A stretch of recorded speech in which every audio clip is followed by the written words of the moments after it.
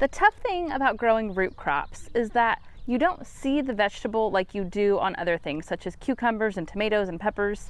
And so you don't physically see when it's time to harvest. And so unless you're keeping track of your planting dates and when your expected harvest date is, it's very likely that you're going to harvest that vegetable either when it's too small or when it's too big, which both are not ideal. And so throughout this video today, I'm going to give you a few tips on how to actually harvest your root crops on time, and a few tips for making sure that those vegetables actually grow to their correct size. So the very first step to having success with your root crops is to keep track of the days that you plant and then the days that you're supposed to harvest. For example, radishes are ready to harvest in about 25 to 35 days from planting, being that the weather is ideal. And so if you write down your planting date and then you write down your expected harvest date, you can keep that date in mind and so you don't forget about it. Because the issue is if you forget too long to go check on your root crops, they often get too big pretty fast. And so having that date in mind where you go out and check to make sure that they aren't past their harvest date is really important. And so I have a gardening planner right here. I'll link to it below, but I have everything in there that is important to keep track of, like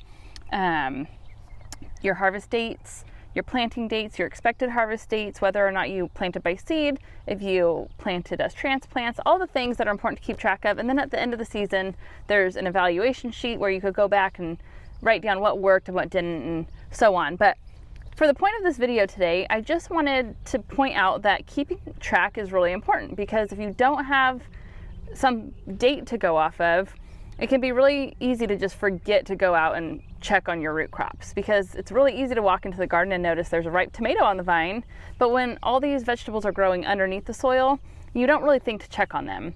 And like I mentioned earlier, we had a cold spell, and so my radishes weren't really quite ready to harvest when they were supposed to be harvested. Well then, because I couldn't follow along that date, when I just came out today, there's some that are perfect, but then there's already some that have gotten way too big, and I should have been more diligent about checking more often because I'm already past my expected harvest date. And so as I came out today, there's some radishes that are just really way too big, but many that are perfect size. And then when I looked at all my other root crops, many of them are too small. And so right now it's the time of the year where I just need to be checking on these root crops every couple days, because it's getting a little bit warmer.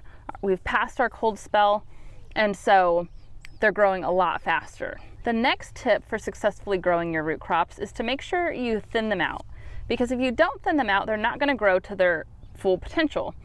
Right here I have a lot of turnips, and all of them germinated, and there's just a ton of turnips growing, but they're all very small. They're not even close to being ready to harvest, but I need to go through and thin them out, and so that each turnip can actually grow to its desired size.